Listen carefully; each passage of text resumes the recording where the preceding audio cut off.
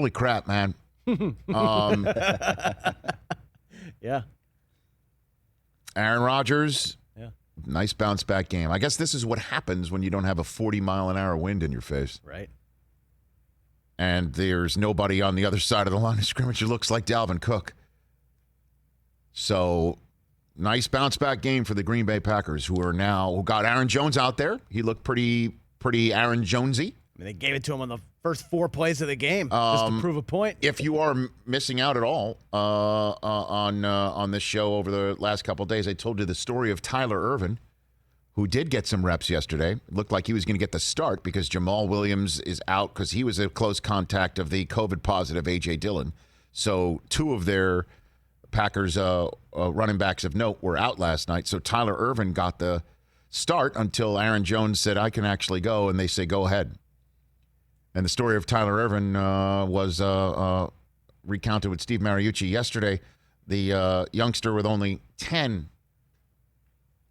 rushing attempts in his career going into the last night's game was the receiver of kickoffs for the Jacksonville Jaguars last year when Mooch was asking Doug Marrone on his board that he had in front of him to call a game that we were calling last year in London. Why isn't Tyler Ervin on kickoffs anymore? And Doug Marrone said, why do you keep asking me about that? What are you, his agent? Guy's not out there because he has trouble catching.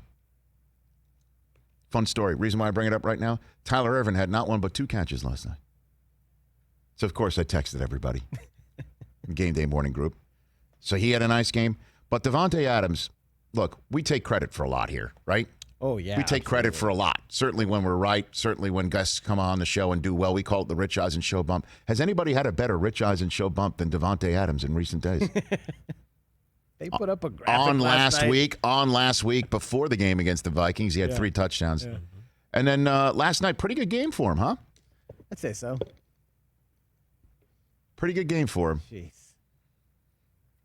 And Aaron Rodgers keeps looking for him, and then when Adams is covered, Valdez-Scantling's out. I mean, this is why the Packers, whoever was in the building at the top of the flow chart argument that was reportedly going on about do we get Will Fuller or do we not, this is why you don't get Will Fuller.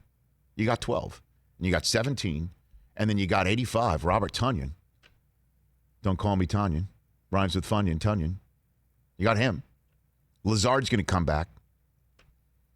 RELAX. Let Aaron do his thing. And certainly if you're going to have trouble covering Davante Adams, you've got a problem. So that means everyone's got a problem. Everyone's got a problem.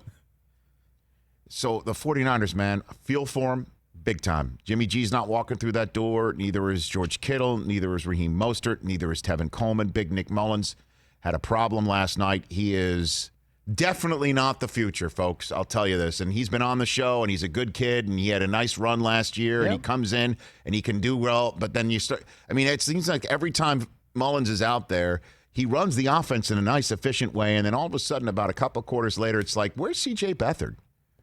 And then C.J. Beathard can come in the game and do very well, or maybe play a couple games, and you're like, where's Nick Mullins? And then everyone in San Francisco is eventually going to be, when is Jimmy G coming back? Until he plays a couple games, and you're like, where's Nick Mullins? And then it just seems to be a whole big riptide. Revolving door. So it's amazing how often the conversation is about whether the 49ers have the right guy at quarterback. And I don't mean to fire any shrapnel in the direction of Jimmy G, but this is going to be a question for the rest of the year. And then when we find out that the 49ers with Jimmy G is not ready to come back around Thanksgiving and we take a look at their record, is it worth it? Blah, blah, blah. Keep him out, and then the rest of the offseason will be talking about him. Unfortunately for the 49ers, it does appear to be that's the rest of their season because they are that banged up, and it is not something that franchise deserves coming off of last year's Super Bowl. It's not even a hangover. Super Bowl hangovers are essentially like this team has spent the entire offseason, smelling its own self and thinking that they can get back and that they used every bullet last year and there's now a target on their back and they can't handle being everybody's Super Bowl every week and so on and so forth. That's the usual Super Bowl hangover. This team didn't have that. This team lost Richard Sherman before the season against Arizona, which went in and won a game in an empty stadium in the first game of COVID-19, and nobody knew how the hell to play a football game yet. No preseason. Week 2, this team loses Bosa and Solomon Thomas for the rest of the season in one single game, and lost Jimmy G in an injury while they're on the road in West Virginia to stay during weeks 2 and 3 because it was both at MetLife Stadium against the Jets and Giants. Then they come back and lose to Philadelphia, which was in desperate need of its first win.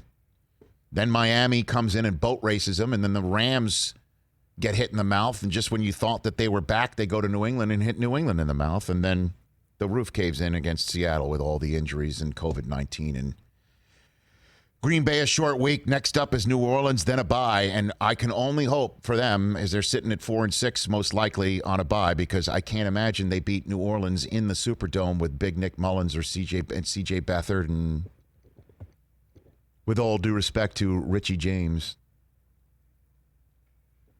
I feel for the 49ers, man. At the Rams, home for Buffalo, home for Washington, at Dallas, so they got that one.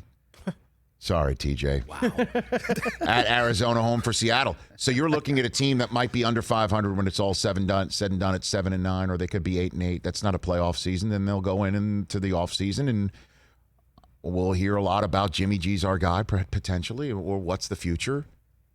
You know, I think they should trade for Sam Darnold when he's available, because he will be. Tom Kern's already talking about Jimmy G back to New England. Well, that was the hot take that you were advocating for me. You were agitating Brock the other Shady, day when I'm like, "What's my 4th down hot take today? What do you think?" Brock Shady reported that last week. Yeah, So Right, I was on you that. know, he was on. My man was on that. You know, they didn't credit me. It's fine. maybe everybody's looking for an off ramp. I don't know. Last night was tough to watch. I felt for Lynch, Yeah. Jed York, the rest of that franchise. Felt for him, and that's not what you want to be in the NFL for, is to be felt for. But Green Bay right now, big W. They are off the rest of this weekend, sitting back, chilling, hopefully COVID-free. And Green Bay will have Jacksonville next, which means Chicago, you're on the clock, everybody.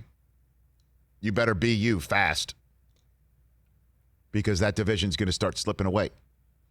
And then the Rams and the Cardinals and the Bucks or Saints are going to eventually start to keep winning, whoever loses Sunday Night Football. Bears might be sniffing it for the rest of the season based on the way that everybody else is running. They might be sniffing it. They're currently atop the sniffing it list right now. And for those who are on the radio on SiriusXM or the Mightier 1090, our flagship station and our radio network terrestrially, we don't do in the hunt here for our playoff boards. It's sniffing it. Sniffing it. So, and we know what the it is. It's the playoffs. You're sniffing it. So that's my current look at everything. The Packers are the class of that division. The class of that division.